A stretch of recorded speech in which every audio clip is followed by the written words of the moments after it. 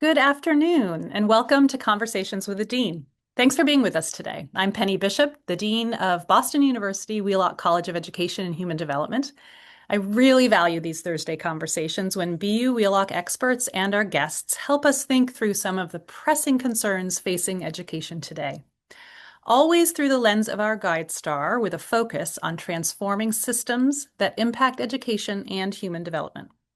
This year marks 50 years since the Individuals with Disabilities Education Act, or IDEA, since IDEA became law, and with it, the promise that students with disabilities deserve not just access to school, but access to meaningful learning. That promise has changed so many lives, and many of us joining today have seen that impact firsthand.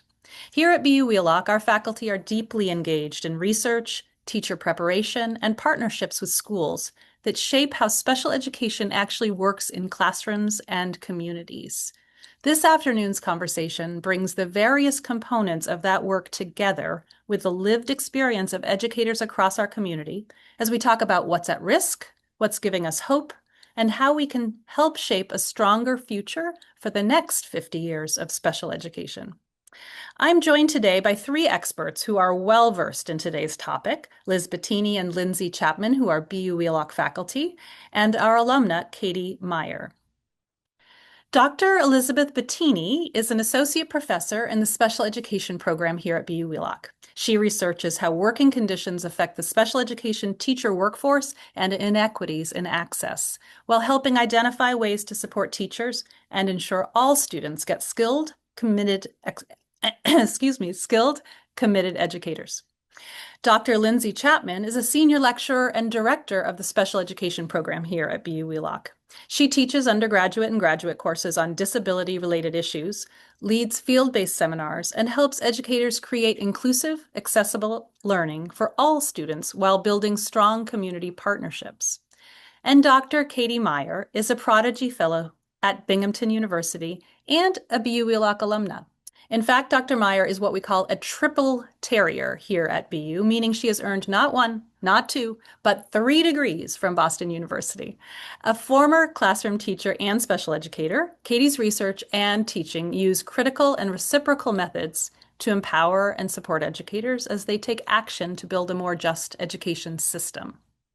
So welcome to our three panelists. I'm so pleased to have you here, and let's jump right in. Folks in the audience, please put your questions in the Q&A box as we go along, and I will do my very best to integrate them into our conversation. That's what makes this the most interesting, is when we are able to weave in your pressing questions and concerns and thoughts.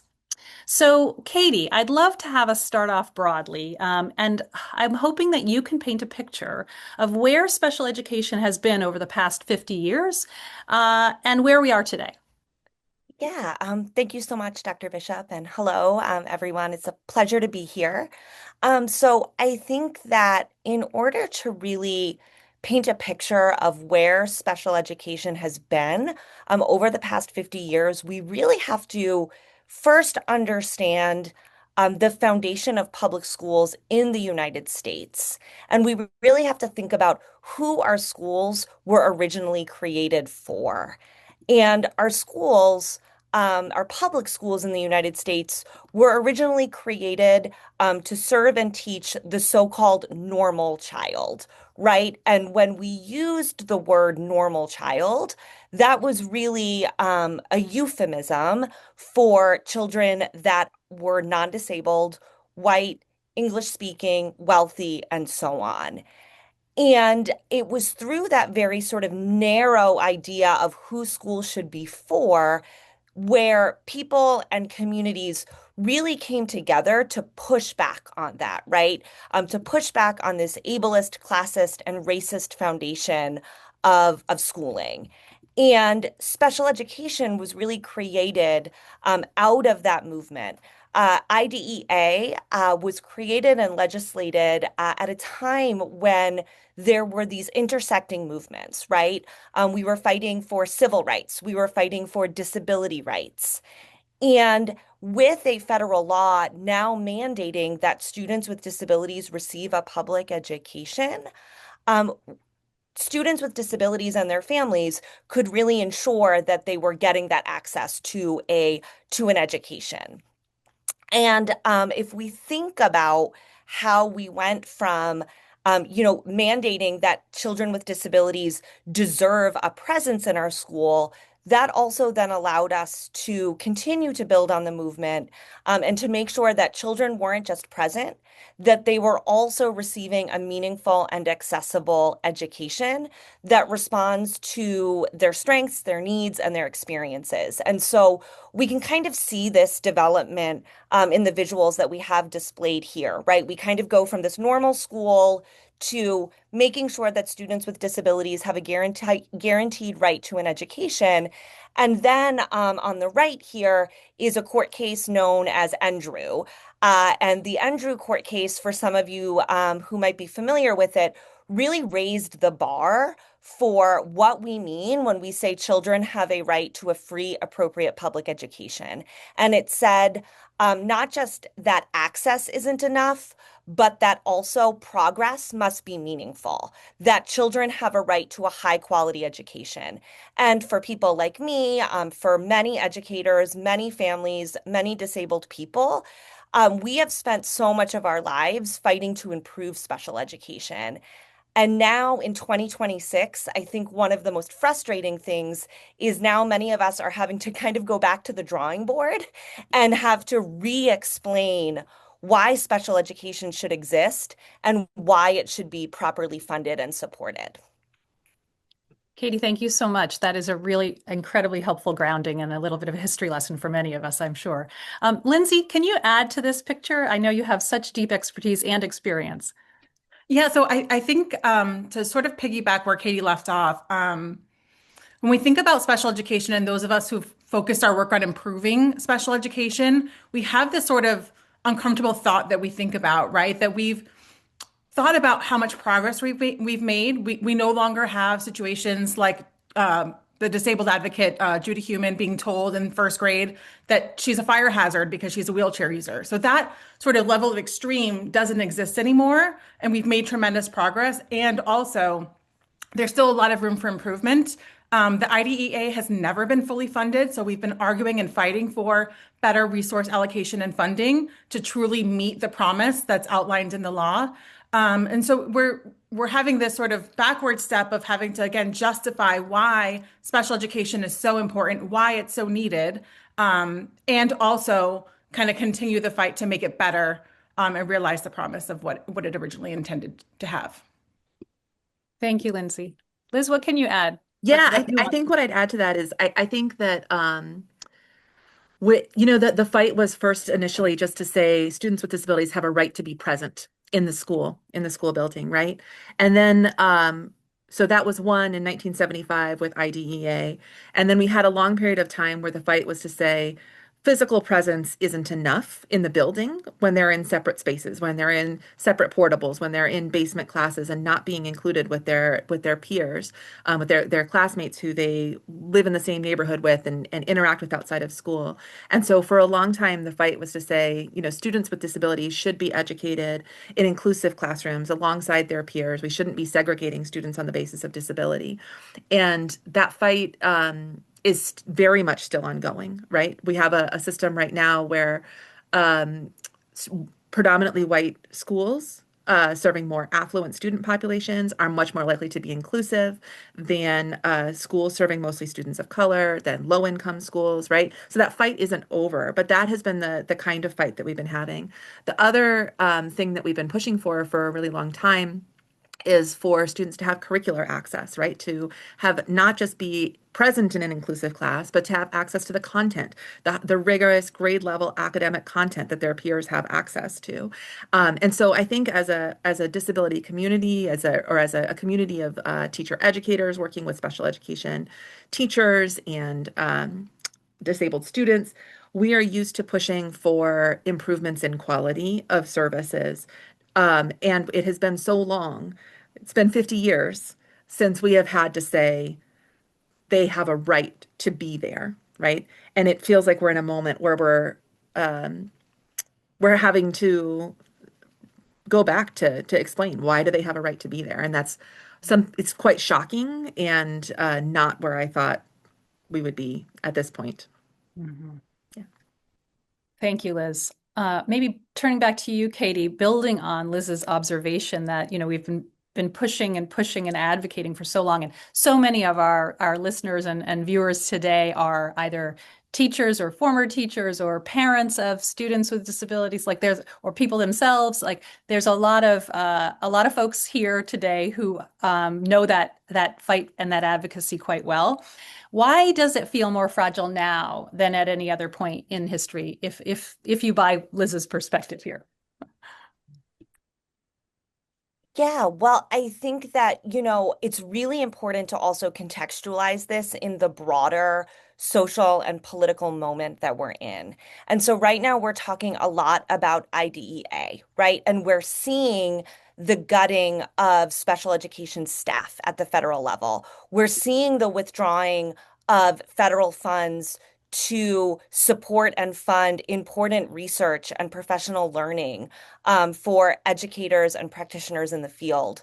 But what we also need to remember is that we are also seeing policies and messages that are not just going after special education, but are going after disabled people everywhere in our country. So we can see that in the states that are trying to claw back Section 504 right now, right? That is a huge, huge threat to not just students, but to disabled workers, disabled people, disabled adults, disabled people everywhere. And so, what this is doing is it's not only are these policies threatening the material infrastructure of our systems, but I am really deeply concerned about what messages this sends to disability communities, because a huge part of disability rights, and I would also argue disability rights isn't enough, right? We need justice, is also really sending forth a message to disabled people that we see you.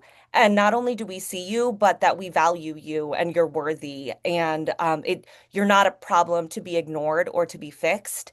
And I think that that is another sort of like a huge piece that we're really grappling with right now as we try to figure out how to navigate and push back against these really ableist policies and rhetoric. Mhm. Thank you, Katie. That's really helpful. So Liz, maybe back to you. Thinking about the federal oversight and how it has been weakened, um, what are schools actually losing and who is being most affected? Yeah.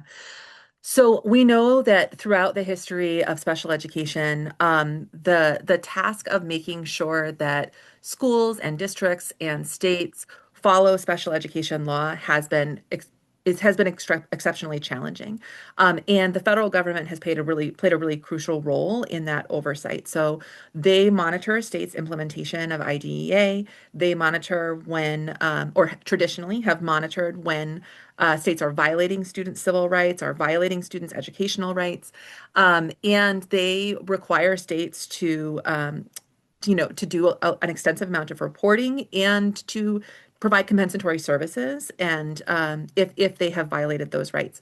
So there's a couple of really high profile cases where they have stepped in to protect students. One of the most famous ones is the state of Texas.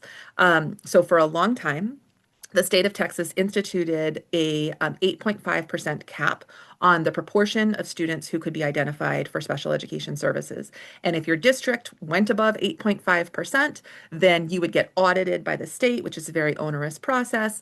And they were essentially punishing districts for identifying more than 8.5% of students as having disabilities. And for reference, the state of Massachusetts, we have 20.6%. So, 2.5 times as many students qualifying as Texas was allowing.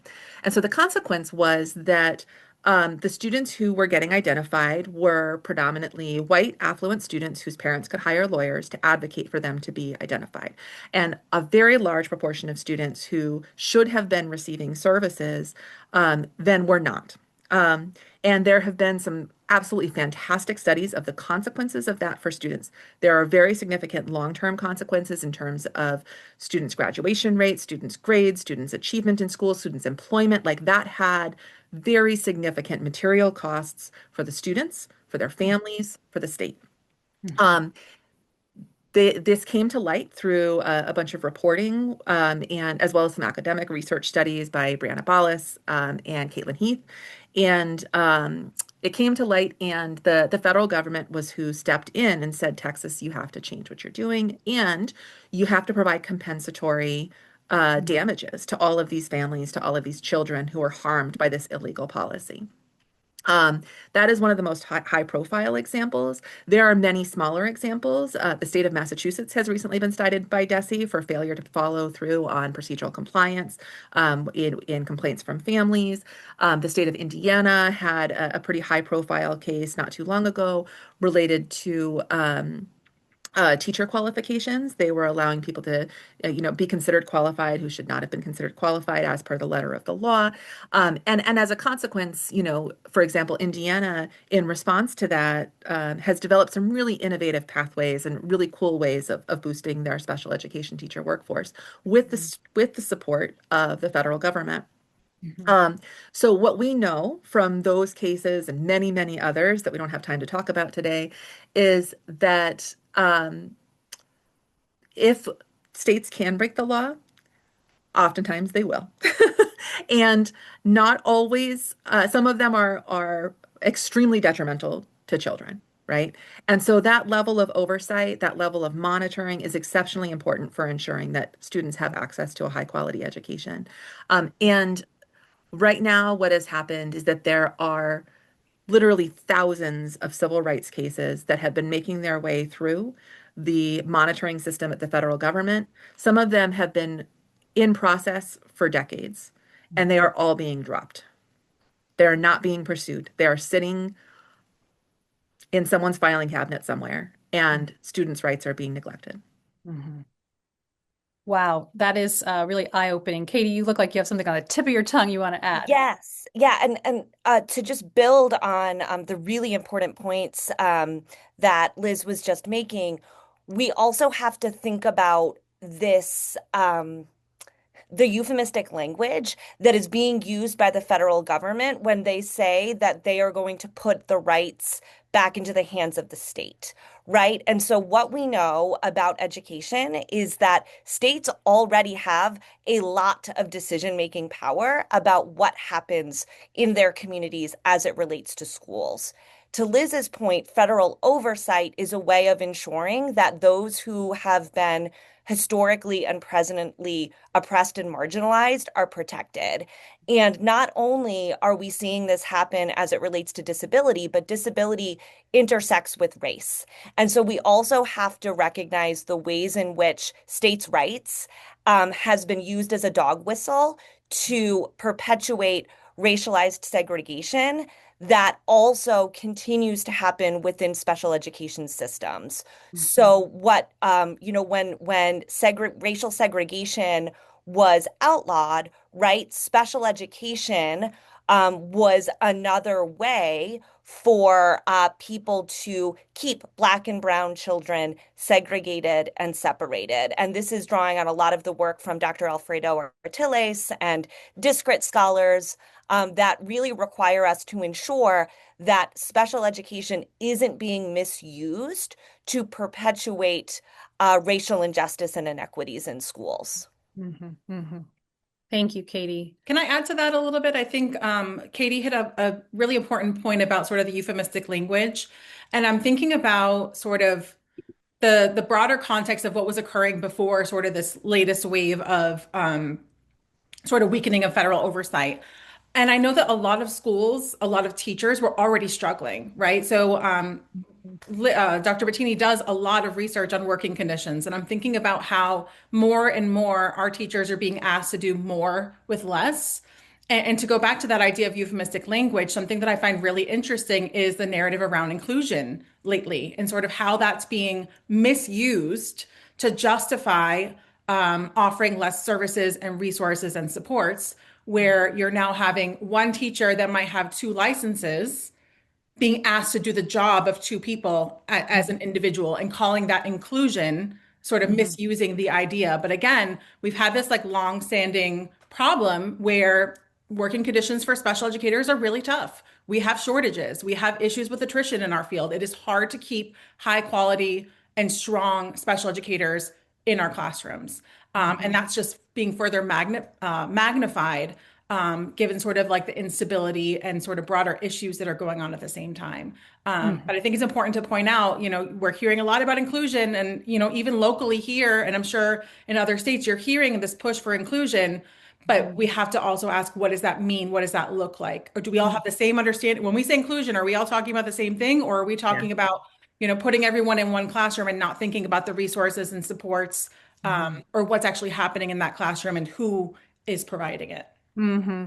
And I know that a lot of our audience will be wondering about action, like what can we do, what's happening? And Liz, you mentioned Indiana, and you mentioned some of the ways that the educator pipeline, that there are multiple kind of alternative pathways and ways that people are solving this. And I know our focus isn't necessarily on workforce right now, but it is so related. Liz, do you want to just sort of unpack that a little bit? Like, what are some states doing in this space? Yeah, I mean, I think there's quite a number of states that are being quite innovative in how they're thinking about how to support the special education workforce. Pennsylvania comes to mind, Hawaii comes to mind.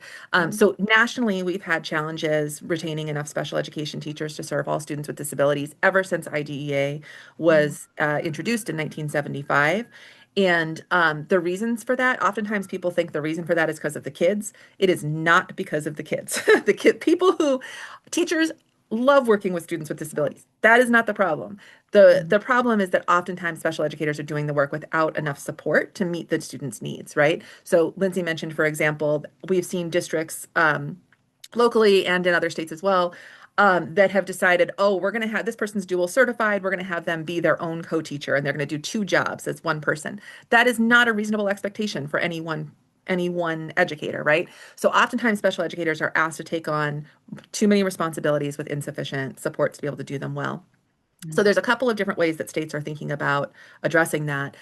Some states are being more comprehensive than others. So for example, in Pennsylvania, there's a pretty comprehensive suite, Georgia is another one, pretty comprehensive suite of interventions that they're doing that are both bringing more folks into the teacher workforce, particularly targeting teachers of color who traditionally haven't had as much access to the teacher workforce, and also making sure that they're adequately supporting them once they're in, right? So they're implementing really comprehensive induction and mentoring programs to make sure that they feel really supported once they enter their schools. I think some other states have taken a more kind of piecemeal approach to it, and have had some still really positive effects. So just as one example, the state of Hawaii decided we have too many special education positions filled by unlicensed personnel. So we are going to offer a $10,000 bonus. If you are a special education teacher, you get an extra $10,000 a year. And what they found was I was part of the study on this. It did have a significant impact. So the proportion of unlicensed special educators in the state dramatically declined, which is fantastic. It means students with disabilities are increasingly served by licensed and qualified educators. However, it had no impact on attrition rates. So they did not change the ways they were supporting folks, and so special educators are just as likely to leave every year. It primarily worked by inducing general educators to move into special education teaching positions. And I think that is a little far afield from kind of the like what we're talking about right now, but I think that there are a number of important connections. I think that teachers they're feeling the lack of support that our society is communicating for their work right now generally. They are feeling like the broader public discourse that is devaluing their work. They are feeling the debates over whether they should teach accurate history, over whether they should affirm students' identities.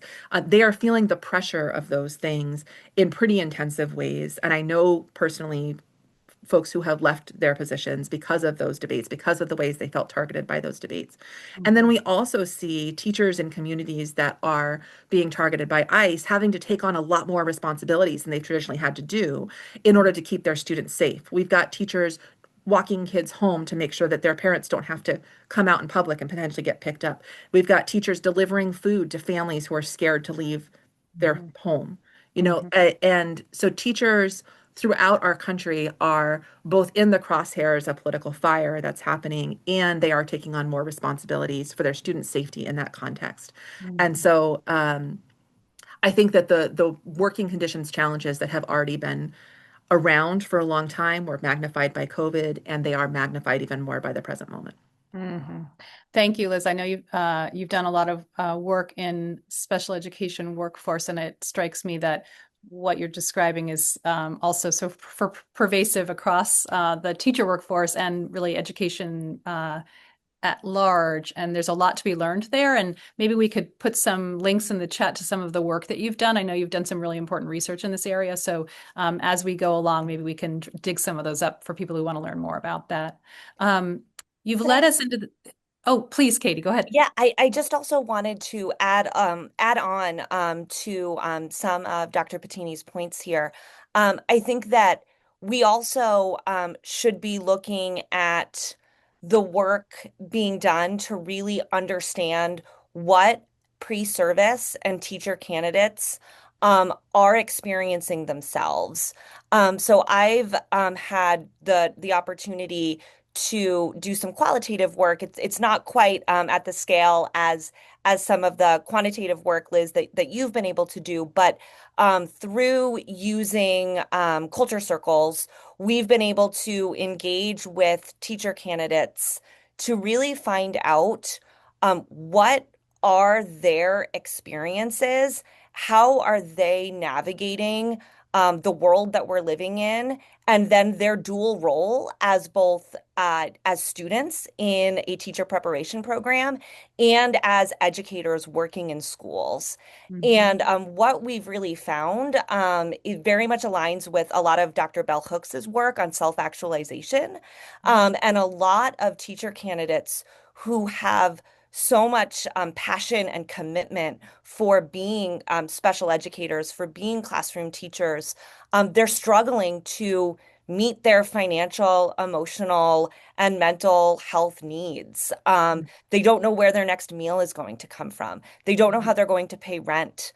They themselves are worried about their own livelihoods and status, right? And so I think that it's also really important that we look to teacher education programs that are really thinking about residencies, that are thinking about programs that are going to sustain and support the next generation of teachers, particularly at a time where so many are struggling to survive, when I would really love to also see them be able to thrive. Well put. Well put.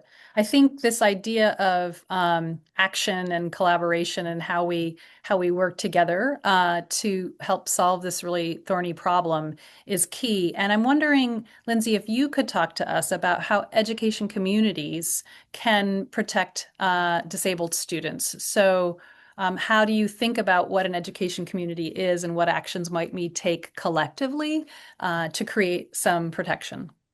Yeah, absolutely. I think when we think about an education community, I think that's broad and it encompasses a lot of different people who are involved on the ground.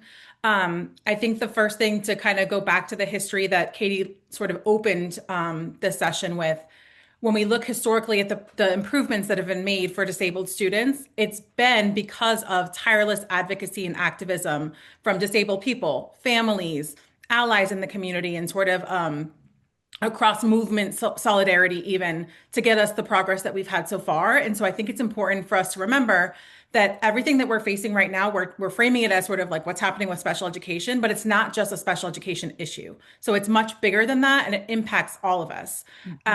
So as I think about sort of what can we do, and so each of us is sort of positioned differently, and so it might look different, depending on how you're positioned. But I'm thinking about universities and teacher education programs to sort of build off of what Katie just shared about, listening to teacher candidates. Our job has changed immensely. The role that we are now preparing teacher candidates for is vastly different than the role that many of us held when we were classroom teachers. Mhm. So it's so important for us in universities to be on the ground in schools, to be listening to teachers, to be talking to students, to be hearing their experiences and what they're seeing on the ground and what they need, right? And thinking about those partnerships and how we can support one another to navigate some of these challenges that we're all up against. Even if we don't necessarily have power into some of the bigger issues, we can leverage partnerships and support one another on the ground. And again, we've got to be in schools, we've got to be listening and seeing what's really happening so that we can respond and support as well. I'm thinking about sort of practitioners, right? Not just special educators, but educators or practitioners more generally. And something that I've thought about is while, again, we're focused on special education, in some ways, I wish we could disrupt this silo of like, well, this is a special education thing versus a general education thing, or these are general education students versus special education students. I think that that binary has not served us well historically.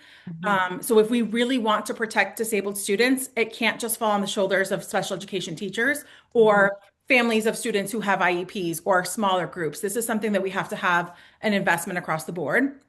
And so for practitioners, regardless of what you teach or what your capacity might be, thinking about how can you leverage universal design for learning or make your classroom more instruction and truly inclusive to where all students can be supported, feel seen, feel a sense of belonging, and make strong gains in their learning. And then I don't think we can underestimate the role that, families and the community more broadly play in this. In the era of social media that we're in, there's so much information being shared. You could sort of click and you can have everything at your fingertips. And I think something that's really important for us to do is make sure that we are accessing what's actually going on, being informed of what's going on, seeing what organizations that are already existing are doing that you can sort of build on, making sure that you have access to correct information or, not misinformation. I've definitely seen in a lot of spaces where sort of there's this mass panic and, sharing of things that are true or aren't true, and it can kind of muddy the water of what we actually can do to support students. But I think in general, no matter how you're situated within the education community more broadly, it's about banding together and staying focused and not putting our hands up and saying we can't do anything. Because if we had all done that, or if the people who've come before us had all done that, we wouldn't have the progress that we've had thus far. We would have accepted the status quo of no, you can't have access, or you can get in the building, but we're not actually going to teach you. We don't actually believe that you could be taught. We know that that's not true. And so I think in this moment, when there's so much uncertainty and panic and confusion, it's sort of stepping back, saying, what's my role in this? How can I make a short term or a smaller impact? And how can I contribute to this bigger picture so that we don't have to accept something less than what our students deserve? Yeah, I think that's what we're all sort of asking ourselves right now. Katie, what else? Yeah, I second enthusiastically everything that Dr. Chapman just said. And then I'm also thinking about how what Lindsey just shared, how we can actually think about that through the lens of an elementary teacher or from a childhood educator lens, right? And I think that one of the most powerful ways that we can really show up for disabled students, disabled teachers, disabled families is by actively teaching disability history and positioning disability as a natural part of human diversity in our schools from the very beginning. Disabled children deserve to feel their entire selves represented in schools. They deserve to see that. They deserve to feel that. And as our federal government divests from public education, divests from supporting students with disabilities, we need to counter that messaging at in every opportunity. And I can't think of a better way to do that than to live it through our praxis and our pedagogy as teachers. Because what we say and what we do with children, with families, kids remember it. I remember being a kid in special education and the word disability being whispered, right? My IEP being hidden away. I didn't realize it at the time, but that had a formative impact on how I thought about myself and how I thought about myself in relation to my disabled peers who now I feel such a camaraderie with disability communities, and I feel so proud and at peace with my disabled identity, but that didn't happen in pre-K through 12 schools, right? I think that it can happen, and so I think that that's really one thing that we can all do is just show every child that they are worthy and valuable members of our learning community, and we're not going to leave them behind. Because I think that right now, that is, I think, a question that many people might be feeling. Will I be left behind? And I think that the one thing that we can do in our classrooms is let children know that they deserve to be safe and cared for in school. Beautifully put, Katie. Thank you. Speaking of that question of the one thing we can do, I would love for you each to reflect on that question a little bit. Katie, I'll push you to have one more. But if you could leave every educator with one key action or advocacy priority, perhaps today, what would it be? Any one of you want to jump in? You're welcome to do so. I will jump off of something that Katie said, which is the importance of knowing the history of disability rights, disability justice in the United States.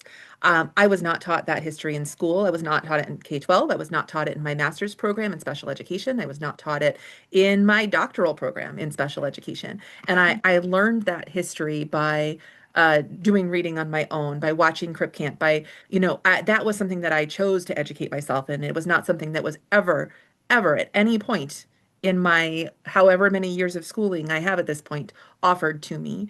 And I think that for teachers to offer that to students, they have to know it. They have to know it themselves. So one thing that I would say to teachers is we can't know where we are unless we know where we've come from, right? Knowing our history is integral to understanding how to advocate for what needs to come next, how to protect the gains that have been made, while also continuing to push for something better. And so if you have, like me, gotten through a master's degree program or a doctoral degree program without having access to disability history, without having learned about disability history, go read Alice Wong's Disability Visibility, go watch Crip Camp, go read Judy Human's memoir. There's so many, Katie and Lindsey can both probably tell you 10 other things off the top of their heads that I didn't name just now. There are fantastic resources out there for learning that history. And I would start by educating yourself about it if you haven't yet had access to it, so that you can include that in the ways that you teach your students. Terrific, Liz. Thank you. I'll pick up from sort of where Liz left off there. You asked about what, priorities for educators. And I'm thinking about how within our teacher preparation programs, we really thought about the role of, instructor, collaborator, and advocate.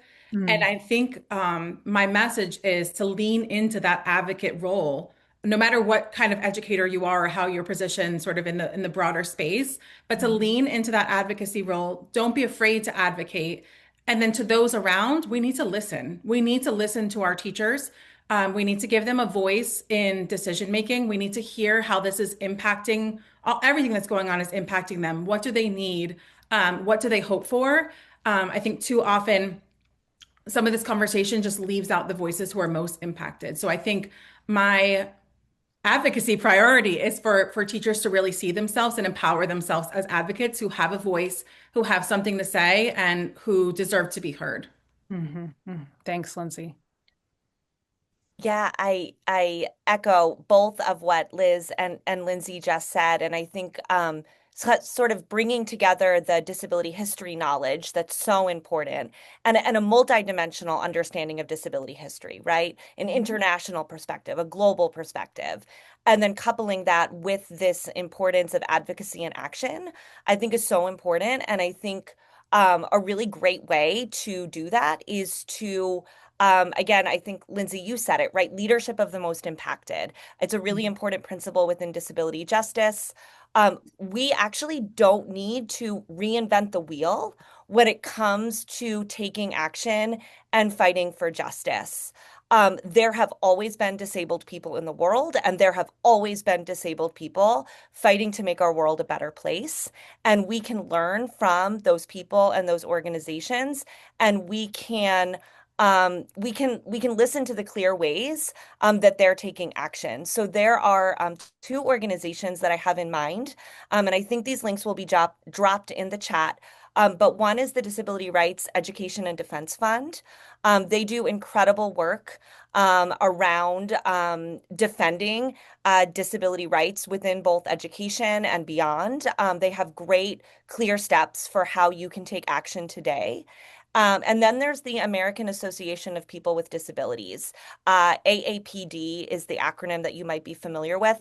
Again, a really great place to get more information about our past, our present, and then how we can also take action to move towards a just and more equitable future. Great resources, Katie. And I know that probably many in our audience would love to have a list of readings around disability history. I know one of our audience members has asked for that. So maybe we can try to pop some of the things that we've named into the chat as well so people can follow up on that via the chat. So we don't have much time left, but I do want to note that going back to Lindsey's point that others should not be afraid to advocate, we haven't talked much about family advocacy or parents in particular, although we've touched on it. And there's obviously such a critical community member in this work. We have one member of the audience who is a mom of a deaf child, and she has learned to advocate, certainly, and is interested in some perspectives on how to manage the conversation in IEP meetings because they have leaned in heavily in terms of learning ASL since their son was born. Often they're met with this idea in the IEP meeting that you're already far ahead of other families, as though that might be sufficient or enough. And so what kind of advice do you have for folks in that situation, families who are confronted with that circumstance in an IEP situation? Anyone? I think the first thing that I can think about is, again, sort of being in community with others that are in really similar situations, right? Within communities of practice where you can learn. There are two people whose work I've really learned a lot from when thinking about what family advocacy and activism looks like within the IEP process. One is the work of Jen White Johnson. She has done a lot of work around what advocacy during the IEP process looks like. I can try to find that link and drop it in the chat, but I think that that's a really great resource. There's also an incredible documentary called Forget Me Not that highlights, I believe it's 3 or 4 different families' journeys within the IEP process. And the families that are highlighted are all living within the state of New York, but they all have very different social, personal, and cultural identities and positionalities that I think really shed light on the sort of complex experiences within the IEP process. And so those are kind of 2 resources off the bat that come to mind, but I don't know if my colleagues have other thoughts. Any other thoughts? That's really helpful, Katie. Thank you. Go ahead, Liz. You were going to say something. I think Katie covered it. I would just say, like, as a mom who's been in those conversations and has been sat on both sides of the table, I think that the status quo is served by us staying silent. And I went to a talk today by Chris Cipriano, who asks in a book that she just wrote, she asks, who is served by you being patient? It's not your kid, right? It's not your family. It is the status quo of the system. And I think that's a really powerful thing to remember when we're in those conversations, that we want to shift the status quo as far as possible towards being just and equitable for our kids. And that means not being satisfied with better than in the past. It means not being satisfied until things are equitable and just.